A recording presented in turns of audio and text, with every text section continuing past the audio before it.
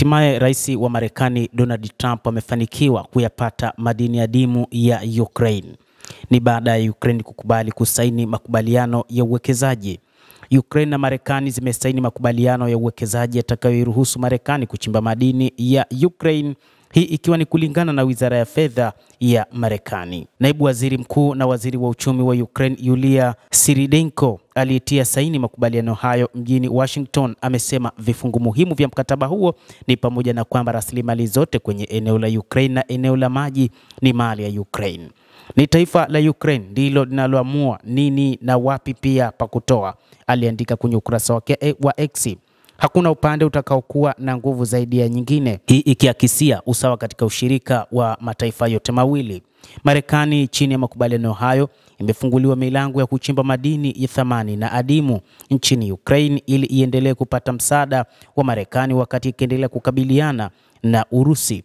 Kulingana na Waziri Mkuu wa Ukraine Denis Shmyhal, makubaliano hayo yataanzisha ushirikiano sawa kati ya nchi hizo mbili na kudumu kwa miaka 10. Hata hivyo, Marekani wakati huu itachimba madini hayo ndani ya miaka 10, lakini mpango wa rais wa Marekani Donald Trump ni kupata fedha kama sehemu ya fidia ambazo zimetumika katika vita kati ya Urusi na Ukraine, ambazo Marekani katika utawala uliopita wa Joe Biden ulitoa fedha hizo kwa ajili ya kuisaidia Ukraine. Hata hivyo, katika uchimbaji wa madini hayo, moja kati ya maeneo ambayo yamezingatiwa ni kutozingatia fedha zilizotolewa za msaada wa Marekani kwa Ukraine kabla ya mkataba kusainiwa kwamba hautahesabika. Tofauti na rasimu ya awali, mpango huo hautakinzana na mkakati wa Ukraine na kujiunga na Umoja wa Ulaya, kifungu muhimu cha Kiev kwenye makubaliano hayo. Rais wa Marekani Donald Trump pia ameshinikiza kupatikana kwa makubaliano kwa miezi kadhaa ambayo amesema yatakuwa ni kama malipo kwa Marekani kufuatia msaada wa kijeshi na kifedha ambao Marekani imeipatia Ukraine. Mazungumzo hata hivyo yalikwama baada ya mkutano uliokwenda mrama baina ya Rais Volodymyr Zelensky wa Ukraine, Trump na makamu wa rais wa Marekani JD Vance katika ofisi ya Oval, ambao walimlaumu Zelensky kwa kukosa shukrani. Marekani imekuwa ikisaka malighafi kama urani na lithium.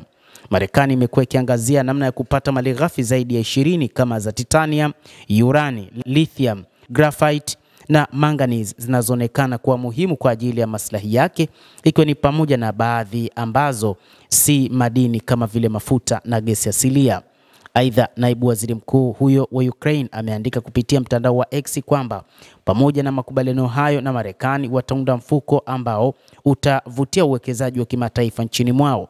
Huku hayo yakiafikiwa, Umoja wa Ulaya umesema una mpango mbadala unaolenga kuongeza shinikizo la kiuchumi kwa Urusi ikiwa Marekani itafikia makubaliano na Moscow pekee. Mwanadiplomasia mkuu wa sera za kigeni na umoja huo Kaja Kallas amesema dalili tunayoiona ni kama wanatafakari kuiacha Ukraine na kwa upande mwingine wasiingie makubaliano na Urusi kwa sababu kuna ugumu, Kallas aliambia gazeti la Financial Times la nchini Uingereza. Pia kuna mpango mbadala, tunapaswa kufanya kazi kwa ule wa kwanza, Kallas alisema. Aliongeza kuwa Umoja wa Ulaya upo kwenye mazungumzo na Marekani na washirika wengine wa kimataifa ili kuhakikisha vikwazo dhidi ya Urusi vinaendelea kuwepo. Basi mtazamaji wa The World News, una nafasi ya kulike, kucomment pamoja na kusubscribe channel yetu hii.